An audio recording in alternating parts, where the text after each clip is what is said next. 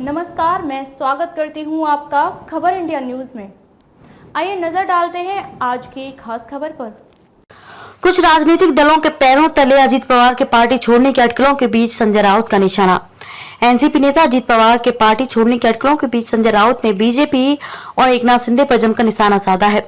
जानिए उन्होंने क्या कुछ कहा है। आज महाराष्ट्र जो राजनीति में दोपहर तक ये चर्चा जोरों से रही कि अजीत पवार बीजेपी में शामिल हो सकते हैं, लेकिन आज अजीत पवार ने प्रेस कॉन्फ्रेंस कर सारी अटकलों को खारिज कर दिया।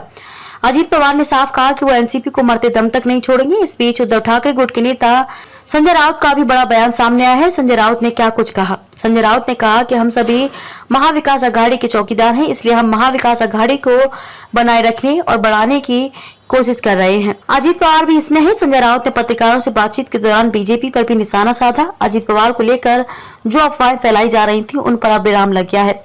अघाड़ी की एकता के लिए महाविकास का अत्यधिक महत्व है। सत्ता में बैठे कुछ राजनीतिक दलों के पैरों तले रेत खिसक रही है। वे महाविकास अघाड़ी में भ्रम पैदा करने की कोशिश कर रहे हैं।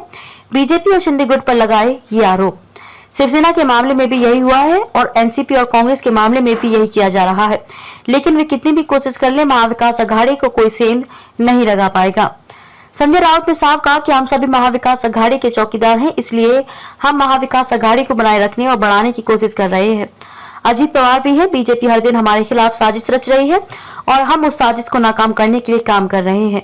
शिवसेना यूबीटी के सांसद संजय राउत ने मंगलवार को कहा कि एमपी मजबूत है और एनसीपी विधायकों के एक वर्ग के अलग होने की अफवाहों में कोई सच्चाई नहीं है। राउत ने कहा कि एनसीपी शरद पवार के नाम से बंधी हुई है और आरोप लगाया कि यह बीजेपी थी जो भ्रम पैदा करने के लिए अफवाहें फैला रही थी। संजय राउत ने कहा कि एमपीए के तीनों घटक दलों का गठबंधन मजबूत है, बीजेपी से डरती है, उनके पैरों के नीचे रेत खिसक रही है। उनकी साजिश 2024 तक इस गठबंधन को नष्ट करने की है। क्या शिवसेना इसलिए टूट गई क्योंकि कुछ विधायक शिवसेना से अलग हो गए? 20-25 विधायकों के हारने का मतलब यही नहीं है कि पार्टी बर्बाद हो गई है। राउत ने कहा कि निश्चित रूप से एनसीपी को तोड़ने की कोशिश की जा रही है। क्या पार्टी टूट गई?